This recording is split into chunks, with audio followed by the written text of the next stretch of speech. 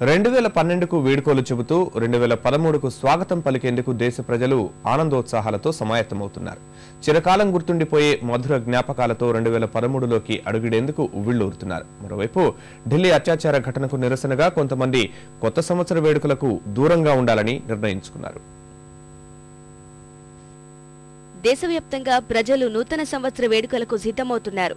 వివిధ సంస్థల ఆధ్వర్యంలో నిర్వహిస్తున్న సంబరాల్లో పాల్గొనేందుకు సన్నద్ధమవుతున్నారు.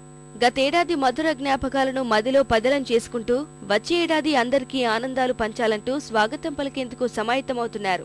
తమదైన రీతిలో సన్నిహితులకు నూతన సంవత్సర శుభాకాంక్షలు తెలిపేందుకు సిద్ధమయ్యారు. అందుకోసం అంతర్జాలం మొదలు గ్రీటింగ్ కార్డుల దాకా అన్ని రకాల మాధ్యమాలను వినియోగించుకుంటున్నారు.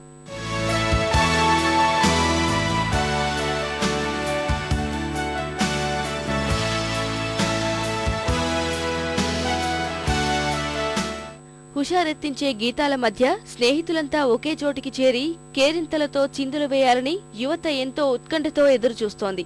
కుటుంబ సభ్యుల మధ్య మిఠాయిలు పంచుకుని నూతన సంవత్సరానికి స్వాగతం పలికేందుకు పెద్దలు ప్రయత్నిస్తున్నారు.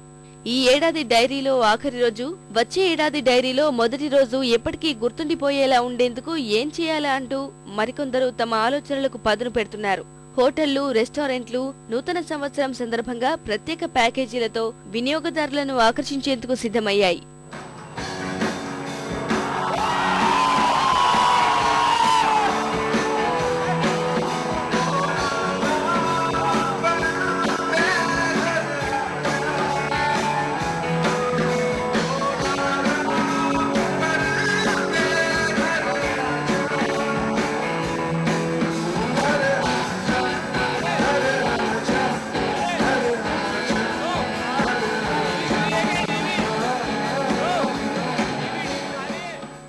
ఢిల్లీ అత్యాచార ఘటనకు నిరసనగా రాజధానిలోని కొన్ని హోటళ్లు, క్లబ్లు నూతన సంవత్సర వేడుకలకు దూరంగా ఉండాలని నిర్ణయించుకున్నాయి.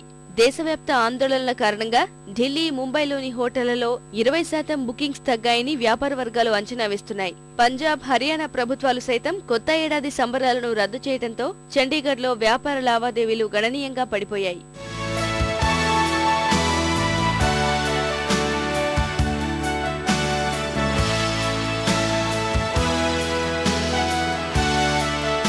కొత్త సంవత్సర ఆహ్వానం వేడుకల్లో ఎలాంటి అపశృతులు దొరలకుండా దేశవ్యాప్తంగా పోలీసులు ముందస్తుగా భద్రతను కట్టుదిట్టం చేస్తున్నారు.